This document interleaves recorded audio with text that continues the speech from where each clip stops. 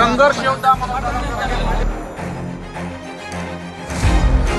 मनोज जरांगेला ना अक्कल ना ज्ञान आहे ना कुठल्या गोष्टीचं तारतम्य आहे।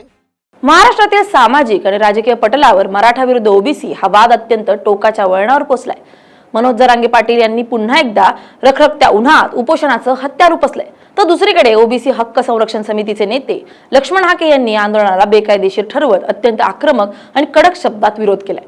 लक्ष्मण हाके यांनी जरांगे पाटील यांच्या प्रत्येक पत्रकार परिषदेनंतर आणि उपोषणाच्या घोषणेनंतर अत्यंत तीव्र, सातत्यपूर्ण आणि तिखट प्रतिक्रिया दिल्यात। या दोन नेत्यांमधील शाब्दिक युद्ध आणि कायदेशीर घटनात्मक संघर्षानं संपूर्ण राज्याचं लक्ष वेधून घेतलंय।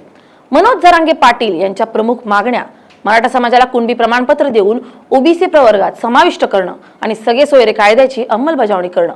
यामुळे मूळ ओबीसी समाजावर काय परिणाम होतील, त्यांना कोणते तोटे सहन करावे लागतील आणि या संघर्षाचे दूरगामी सामाजिक, शैक्षणिक आणि राजकीय परिणाम काय असतील पाहूया त्या व्हिडिओतून। नमस्कार, मी स्नेहल चौधरी, आपण पाहत आहात LS मराठी। मनोज जरांगे पाटील यांनी महाराष्ट्रात मराठा आरक्षणाची चळवळ एका अभूतपूर्व उंचीवर नेली आहे। सुरुवातीला शांततापूर्ण मोर्चे आणि उपोषणांच्या माध्यमातून सुरू झालेल्या या आंदोलनाने आता अधिक आक्रमक स्वरूप धारण केलंय।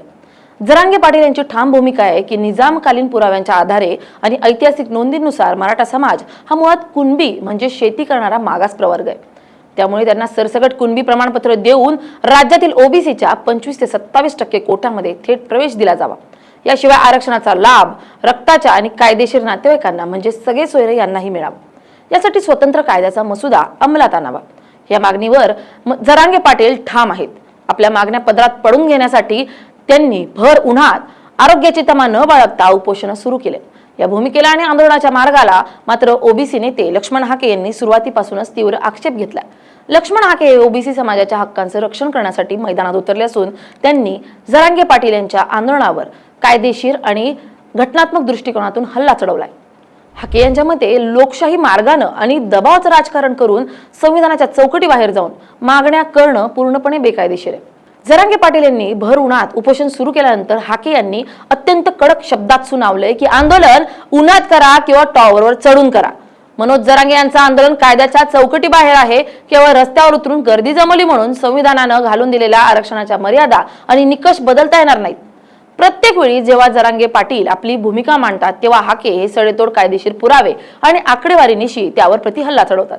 जरांगे पाटील यांच्या या मागण्या जर पूर्ण झाल्या तर त्याचा सर्वात मोठा आणि थेट फटका मूळ ओबीसी प्रवर्गातील शेकडो लहान मोठ्या जातींना बसेल, अशी भीती ओबीसी नेत्यांनी आणि अभ्यासकांनी व्यक्त केली आहे।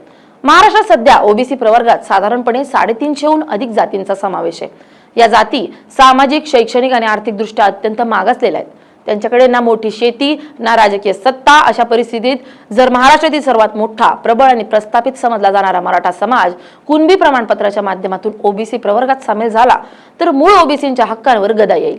मराठा समाजाची लोकसंख्या आणि त्यांचा सामाजिक प्रभाव पाहता ओबीसींसाठी असलेल्या मर्यादित कोट्यामध्ये मराठा समाज प्रचंड संख्येने जागा व्यापेल। परिणामी जे समाज पिढ्यानपिढ्या आरक्षणाच्या आधारावर थोडेफार पुढे येण्याचा प्रयत्न करतायत ते पुन्हा एकदा बाहेर फेकले जातील। शैक्षणिक क्षेत्राचा विचार केला तर ओबीसी विद्यार्थ्यांचे यामुळे मोठं नुकसान होऊ शकतं। वैद्यकीय, अभियांत्रिकी, कायदा आणि इतर उच्च व्यावसायिक शिक्षण संस्थांमध्ये ओबीसी प्रवर्गासाठी जागा राखीव असतात। जर मराठा समाजाला ओबीसी म्हणून मान्यता मिळाली तर मराठा समाजातील विद्यार्थी ओबीसी कोट्यातील बहुतांश जागांवर ताबा मिळवतील। मूळ ओबीसी प्रवर्गातील विशेषतः ग्रामीण भागातील गरीब आणि वंचित घटकातील विद्यार्थ्यांना उच्च शिक्षणाच्या संधी मिळणं कठीण होईल।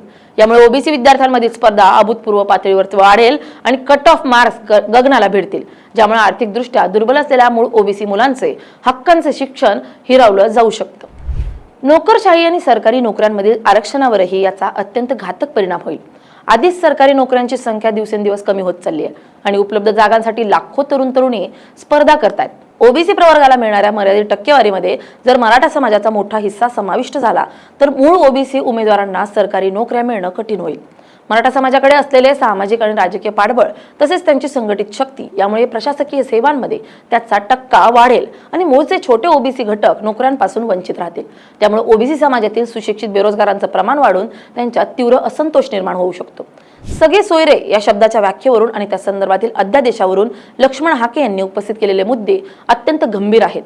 हाके यांच्या मते जर एका व्यक्तीच्या कुणबी नोंदीवरून त्यांच्या संपूर्ण नातेवाईकांना, सासरच्या आणि माहेरच्या लोकांना सरसकट प्रमाणपत्र दिली गेली तर हा आरक्षणाचा घोर गैरवापर ठरेल। त्यामुळे बोगस प्रमाणपत्र मिळवण्याचे पेच निर्माण होतील आणि संपूर्ण मराठा समाज एका रात्रीत ओबीसी बनून जाईल. अशा प्रकारची सवलत जर दिली गेली तर मूळ ओबीसींचं अस्तित्वच धोक्यात येईल. जात प्रमाणपत्र वितरणाची कायदेशीर प्रक्रिया मोडीत निघेल आणि महसूल यंत्रणेवर प्रचंड दबाव निर्माण होऊन चुकीच्या नोंदी वैध ठरवल्या जातील, अशी भीती ओबीसी घटकांकडून व्यक्त केली जाते.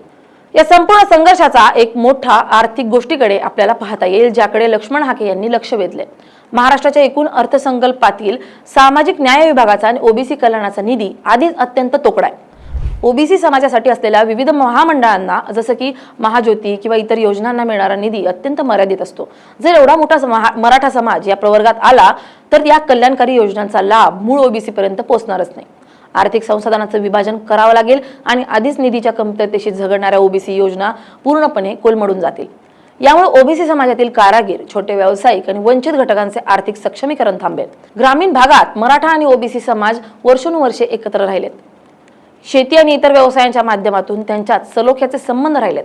परंतु या आरक्षणवादामुळे आणि दोन्ही बाजूंच्या नेत्यांच्या आक्रमक पवित्र्यामुळे गावागावात दोन्ही समाजांमध्ये उभी फूट पडली आहे. लग्न समारंभ, सण उत्सव आणि सामाजिक कार्यक्रमांमध्ये आता जातीचं राजकारण उघडपणे दिसू लागलंय. एकमेकांकडे संशयाच्या नजरेने पाहण्याचं प्रमाण वाढलंय.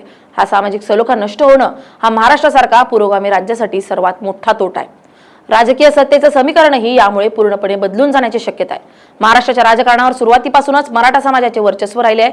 मुख्यमंत्री पदापासून ते स्थानिक स्वराज्य संस्थांपर्यंत बहुतांश राजकारण हे मराठा समाजाच्या नेत्यांच्या ताब्यात राहिले. तर दुसरीकडे ओबीसी समाज हा विविध लहान जातींमध्ये विखुरलेला असल्यानं त्यांना मंडल आयोगानंतर काही प्रमाणात राजकीय प्रतिनिधित्व मिळायला सुरुवात झाली होती. जर मराठा समाज ओबीसी प्रवर्गात आला तर स्थानिक स्वराज्य संस्थांमधील ओबीसींसाठी राखीव असलेल्या जागांवरही मराठा समाजाचे उमेदवार निवडून येतील, कारण त्यांच्याकडे पैसा आणि संख्याबळ जास्त आहे. त्यामुळे ओबीसींचं राहिलेलं राजकीय अस्तित्व आणि नेतृत्व पूर्णपणे संपुष्टात येईल, अशी भीती लक्ष्मण हाके आणि इतर ओबीसी नेते व्यक्त करतात. मनोज जरांगे पाटील यांचं उपोषण आणि लक्ष्मण हाके यांचा विरोध हा केवळ दोन व्यक्तींमधील वाद नसून तो दोन मोठ्या सामाजिक घटकांच्या अस्तित्वाचा लढा बनलाय. जरांगे पाटील आपल्या समाजाला न्याय मिळवून देण्यासाठी कोणत्याही थराला जाण्यास तयार आहेत, तर हाके हे ओबीसींचे हक्क अबाधित राखण्यासाठी कायद्याची ढाल घेऊन उभे आहेत.